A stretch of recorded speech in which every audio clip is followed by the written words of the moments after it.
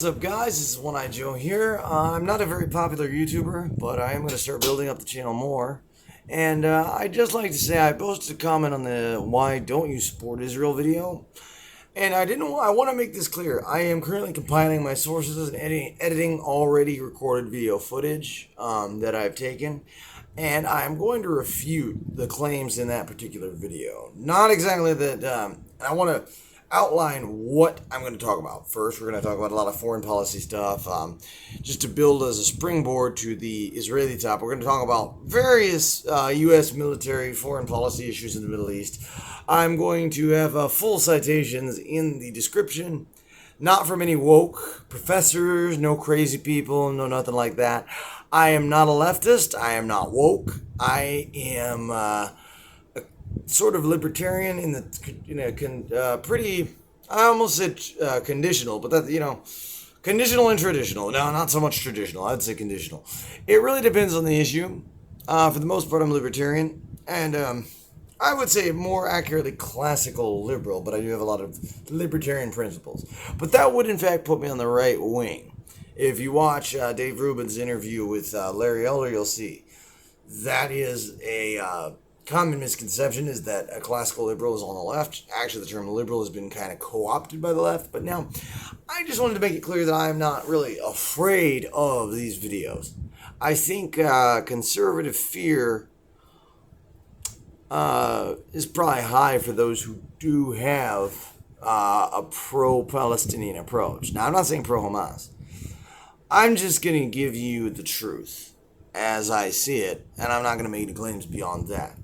Now, I believe this is a spin tactic 100% on the part of PragerU. I love PragerU's videos for the most part. But now there are some I either am neutral on or disagree with. Because, you're never going to agree with everyone on everything. And so I just wanted to clarify, I'm not, lying. I'm not woke. I'm not left. I'm really not even that far right. So I just want to say, for the most part, I was thinking this was going to be a battle of the left. But as I see more and more conservative, mindless conservative support for the Zionist regime, and claims that it is a totally, unbiased, absolutely just moral democracy, ignoring the history of British Mandate Palestine and its Human Rights Watch, the violations that they've committed, violations of various UN resolutions. And if you want to say, adopt the Ben Shapiro stance that international law doesn't matter, well, Security Council resolutions and whatnot, National Security Council resolutions, and, in conjunction with the UN, we have tried to mobilize the UN as a weapon for our enemy and non-client states in the past. I will provide evidence of that. And, if I'm mistaken, I'll admit it, but I'm quite sure I can substantiate these claims. So, if you're going to adopt the concept that, both national security officials and UN officials kind of have this sort of dovetail in terms of being levied as sort of custodians of foreign affairs policy and custodians of human rights in certain contexts, then you've got to you can't really backtrack and say international law is stupid. It's actually not a dumb idea. Having an agreed upon standard for human rights and international law is viable. And the U.S. veto power in the UN is very high. To act like China's a threat is ridiculous. If China was really a threat, and if all the other countries were really in control and, trying to antagonize us in the UN, honestly, the international consensus since the 1970s, aside from the U.S. and Israel themselves, is quite high. Most countries in the world, even ones that are, they recognize Palestine and they condemn Israel. It's much more common to be anti-Zionist, and that's not anti-Semitism, by the way. Some anti-Zionists are anti-Semitic. I'm not going to deny that by any means. I know a lot of them, and I've met a lot of them, and I've argued with a lot of them, and I'm going to continue that because, you have to. I just wanted to make this quick primer and tell you I am working on it. I will upload that video to any commenters that are replying, aggressively. That was more or less just this is false, I don't believe this. You could think it's real if you want. That's not really my goal is to change your mind, but if it doesn't change your mind, then in my opinion, you're probably not going to listen to much facts. Because I'm a conservative, but I don't have to support Israel. That's the thing. It doesn't have to be. I don't have to be a Zionist and a conservative. Zionism is the belief that we should, the father of Zionism was Theodor Herzl. He believed that the Jews should establish a secular state in the Palestinian territories. I believe. We're going to look this up real quick. This is going to be a shorter video. Let's see what the time count is. Sorry, I'm legally blind. If you're wondering where I get the name One Eye Joe, I have a podcast. It's also pretty small, but I'm hoping to grow it soon. This is where I get the name One Eye Joe. I have one eye. Yeah, very original, right? One Eye Joe. Anyway, just wanted to let you guys know, you guys, the 16 subscribers or whatever, I'm going to start promoting this and marketing this. It's going to be separate from another business venture that I have because I want to keep politics and my political commentary separate from the ventures that I have because, I believe in a politically neutral space in terms of the private sector. So I don't believe corporations should be making these woke ads, woke commercials, things like that. I don't like that. I think they should be neutral.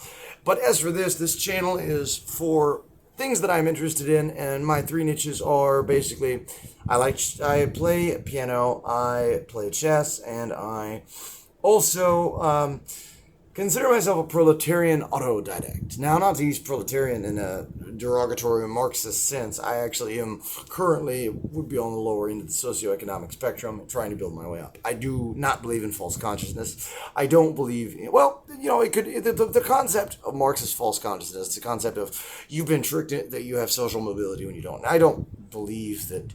I'm sure there are isolated cases where people don't have social mobility, and that's probably where they have limited mental resources, limited intellectual capital, limited ability to move up the social ladder through college, through education, through things like that. They have limited resources. I'm not going to deny that that people have limited resources. That would be absolutely ridiculous to deny that. But if you look into this, let me see here. So we're going to just do a quick search just to confirm.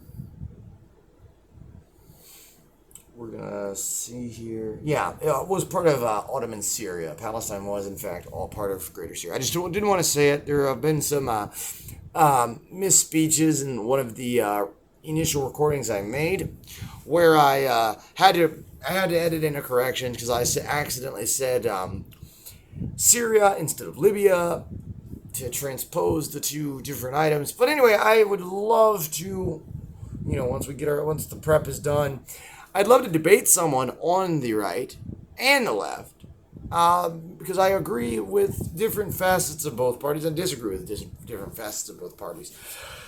Identity politics is something I disagree with on the left, and the concept that Antifa is just merely an ideology. That would be something I disagree with. I mean, we can see it might be not like anonymous is by that logic and ideology, but they are an organization, decentralized with no official leaders. But all it takes to be part of both groups or ideologies. You can look at Rose City Antifa; they have their own page. I mean, they do organize things.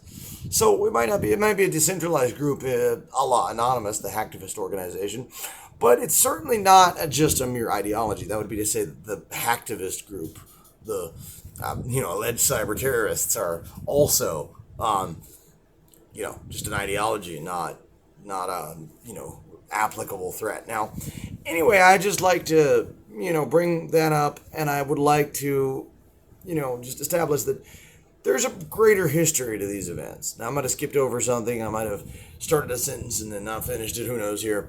But the basic premise of this video, there was British Mandate Palestine. It was after the Ottoman Empire fell after World War I. Theodor Herzl was the father of Zionism, and the concept was originally opposed by Orthodox Jews to a large extent. I have the citation for that, don't worry.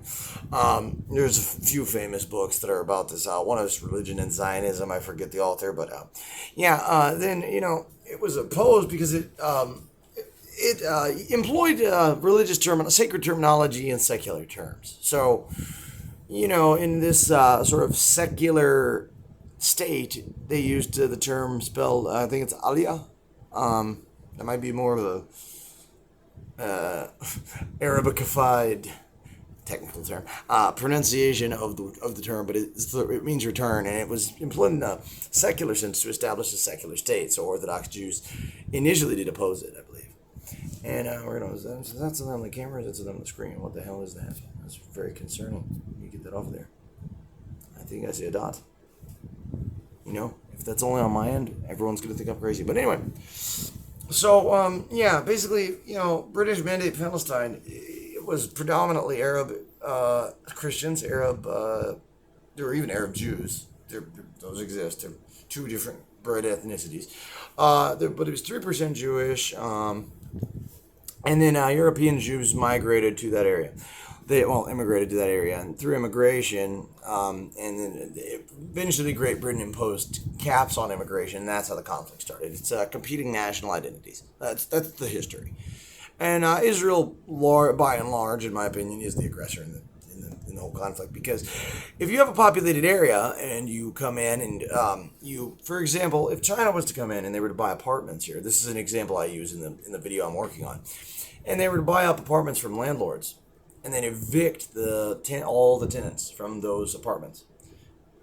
Maybe we have some sort of maybe there's some sort of, in your state or your territory, there's some sort of some sort of legal policy that negates that, makes that impossible. But just for the sake of argument, let's suppose that is true. Now, keep in mind that feudal landlords in Jordan owned territory in Palestine. One of the strategies was to immigrate to that area, buy up the actual land from the landlords that owned farmland in Palestine.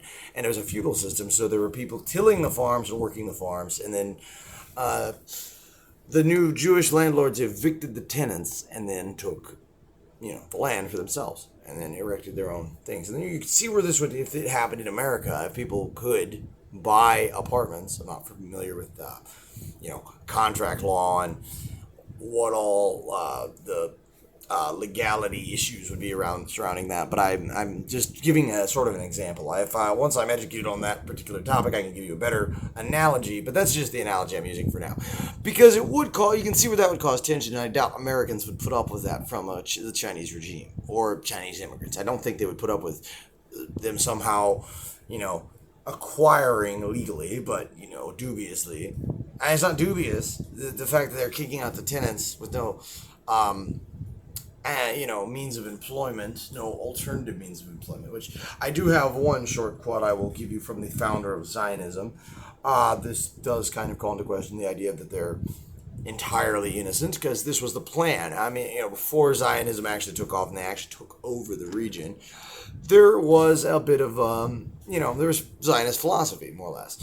And that movement grew in the latter part of, I believe, the 19th century. I'll fact check that one.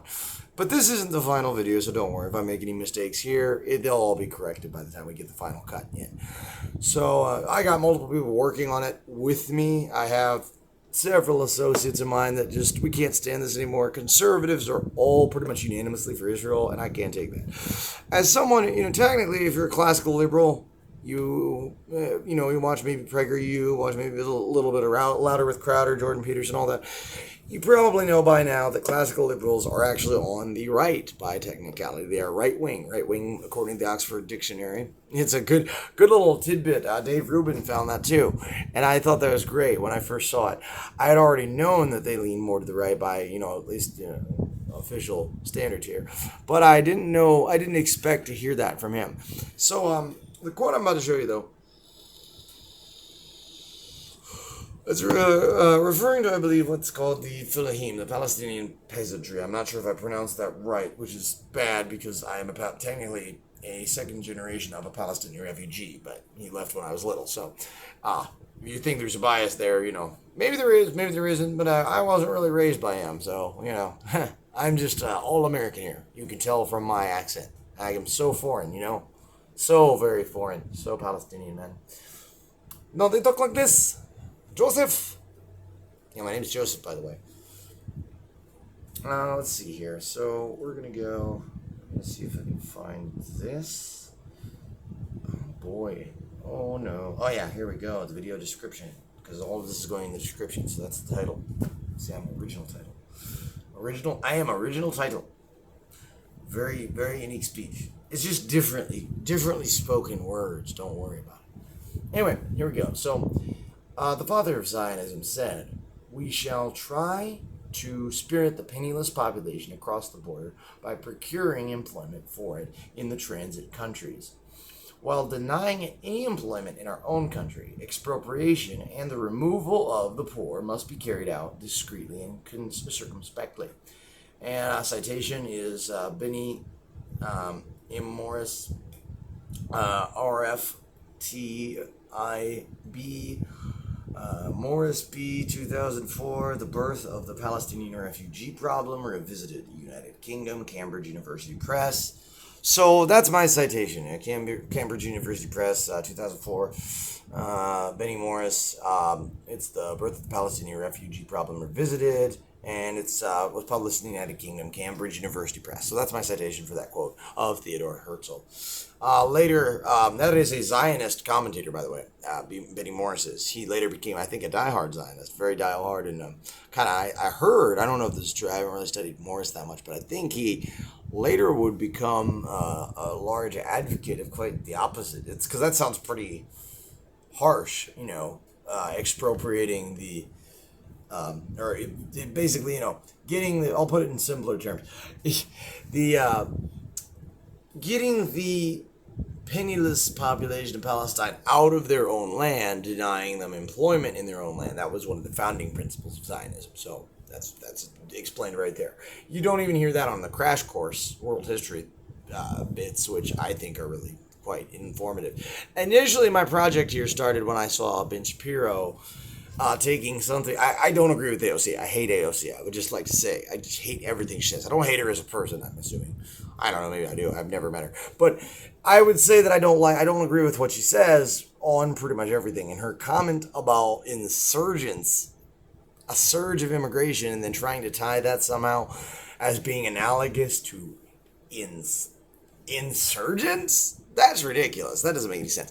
But as for the cycle of violence, Noam Chomsky's used that term to refer to the entire conflict. And he just acted like she was talking about this particular incident with Hamas rocket fire. By the way, about that, about 7 people died, and one of them was a fall trying to get to the bomb shelter. Most of the rockets were destroyed by the Iron Dome defense system. And the Palestinian death toll, just in case you don't know, the media is actually kind of reporting on this one, which is pretty good. It's one good part about the woke media, that they do report on Palestinian deaths. There have been a lot of bodies of, dead children found in rubble, and they're just indiscriminately bombing civilians. And Hamas are, in fact, civilians. I mean, they are. They were elected, but I mean, they don't have an official military. So the argument that Hamas is like some sort of, military fighting, there are no military zones in Palestine. People don't know this.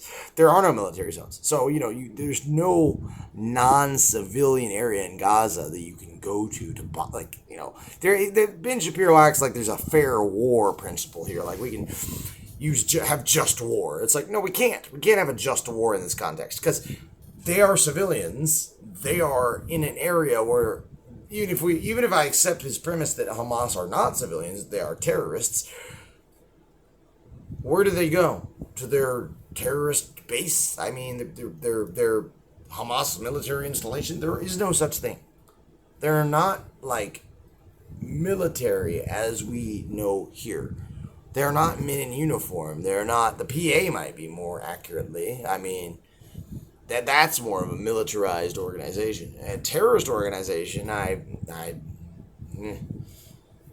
disputable, given the fact that Israel has various dangerous policies and has been pretty fucking horrible from the beginning. But, pardon my French, but I mean, it's outrageous. They have done tyrannical things, absolutely horrible things, and it's like United States policy has always been kind of iffy in the Middle East. For example, the Iraqi destruction of Kurds at the same time as Turkey was, quote unquote, repressing its Kurds.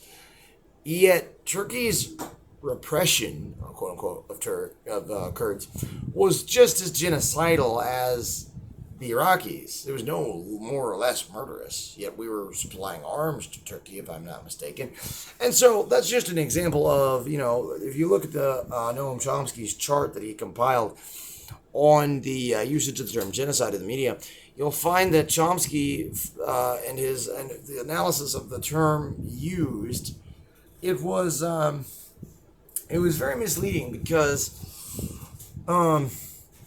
they didn't use the term genocide to describe what was going on in Turkey, but they did employ the term genocide to describe what was going on in Iraq, which shows a bias towards American client states. So people that are allies, non-enemy states. He defined the concept of worthy and unworthy victims. Now, if you don't trust the media, you should like Noam Chomsky, even though he's on the left.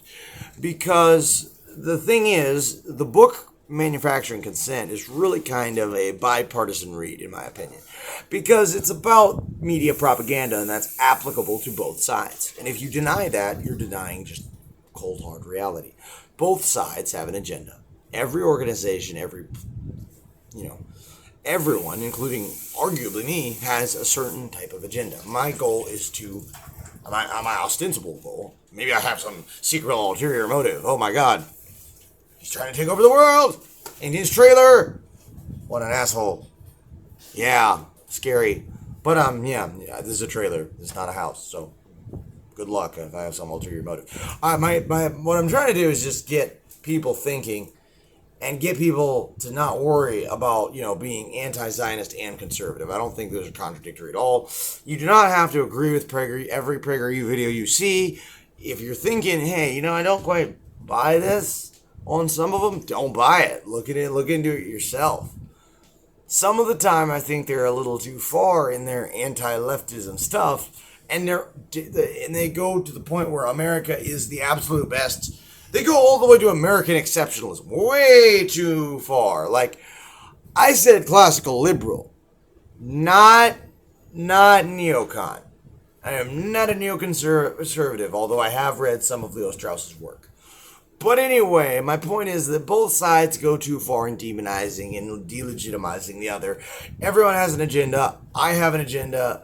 You can disagree with it or not. I'm just going to give you some facts, some things that are well corroborated by various professionals, various experts. I'm going to give that information to you. I'm going to give you my talking points. You can assess them for yourself, and you can make an informed decision from there. But anyway, this is my informal opinion. It is not the opinion held by any of my businesses, which I'm not even going to really promote or, this is not the platform I choose to use. That's more Facebook. I keep that politically neutral. I'm not going to link to the page here. I'm not going to touch it. We're just going to talk. My name is One-Eyed Joe. This has been an little introductory episode on what I'm going to talk about in the future. It's been kind of, rambly, not very on topic. And that's kind of the way I want to keep it. I'm going to edit the other videos and I'm going to upload them. And they're going to be more cohesive and more applicable, more easily understandable, more easily digestible. And they're going to make more sense because they are going to have more of a... they're going to be more well put together, we'll put it that way. And I want to give people a voice. Because I'm very hard to peg into one side. Even Ben Shapiro, you can peg him into one side. He's not classical liberal by any means. He's very conservative, very, very, very neocon, in my opinion. I would say neocon, mainly due to foreign policy issues. But even on foreign policy issues, maybe I should hesitate before I say that. I'm not quite sure he would fall into that category, given. Well, he does espouse American exceptionalism. That's not the core tenet. Some similar foreign policy measures, I suppose. I don't know if I would. I don't know enough about Trump's measures against Soleimani to know whether that was a bad idea or a good idea. My inherent response is to look at what the left said. They said it was horrible, so I'm inherently inclined to say, yeah, they're wrong. It's CNN saying it, so of course it's wrong. But that's not good logic, just because they're bad, doesn't mean they can't be right about something every once in a while, They're usually wrong. Not saying they're not. It's the media. They've been long known. That's the entire... Chomsky's on the left, but that's the entire point of his criticism. It's been pretty bipartisan. I mean, really. He's on the left, but he's criticized both the left and the right. That's what I like about good intellectual discussion.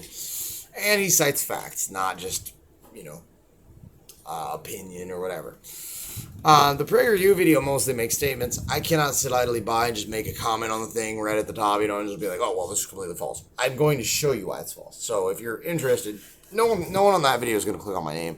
They're just going to assume I'm woke, and then they're just going to attack me. So the video is coming up whenever I feel like putting it up. So you might be waiting 2 weeks. You might be waiting 5 years. I don't know. Depends on what I do. Probably more like closer to 2 weeks. I don't know. I have other stuff to do. I have school stuff to do. I have some medical issues going on right now, so that might hamper it a bit. But I'm feeling a lot better than I was, so we're gonna work on this, and I'll see you next video. Peace.